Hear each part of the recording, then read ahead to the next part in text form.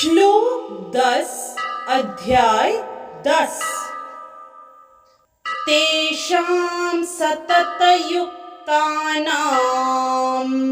भजतां प्रीतिपूर्वकं ददामि बुद्धियोगं तं येन मामुपयान्ति ते।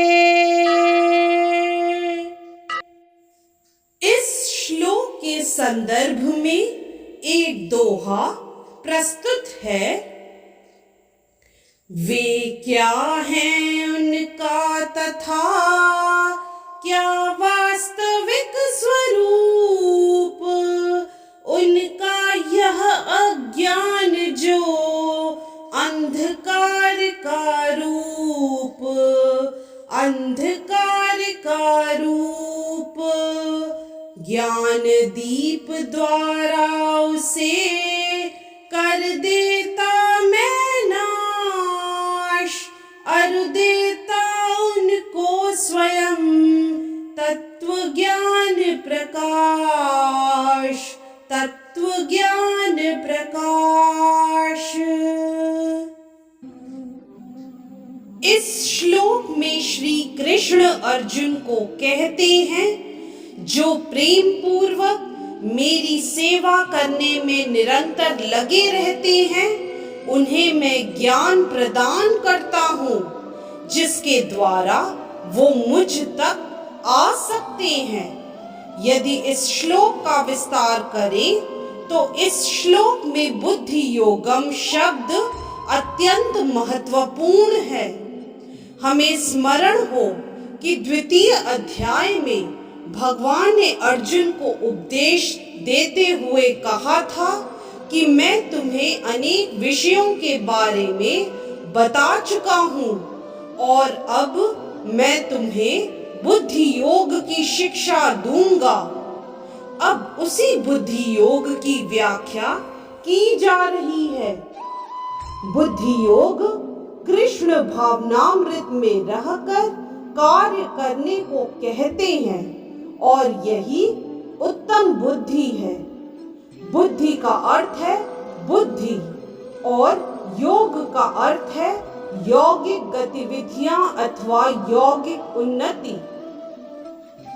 जब कोई भगवत धाम को जाना चाहता है और भक्ति में वह कृष्ण भावनामृत को ग्रहण कर लेता है, तो उसका यह कार्य बुद्धि योग कहलाता है।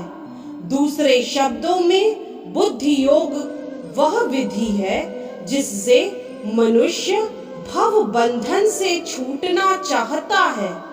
उन्नति करने का चरम लक्ष्य कृष्ण प्राप्ति है। लोग इसे नहीं जानते, अतः भक्तों तथा प्रामाणिक गुरु की संगति आवश्यक है।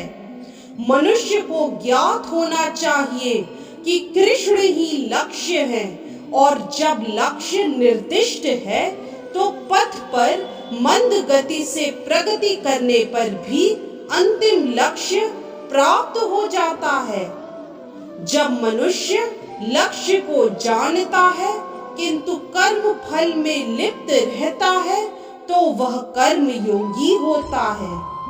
यह जानते हुए कि लक्ष्य कृष्ण है, जब कोई कृष्ण को समझने के लिए मानसिक चिंतन का सहारा लेता है, तो वह ज्ञान योग में लीन होता है।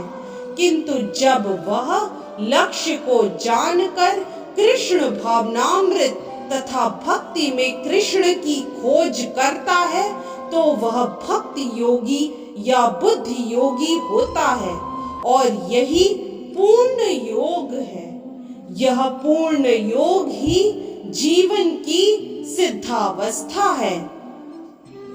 जब व्यक्ति प्रामाणिक गुरु के होते हुए तथा आध्यात्मिक संघ से संबंध रहकर भी प्रगति नहीं कर पाता, क्योंकि वह बुद्धिमान नहीं है, तो कृष्ण उसके अंतर से उपदेश देते हैं, जिससे वह सरलता से उन तक पहुंच सके।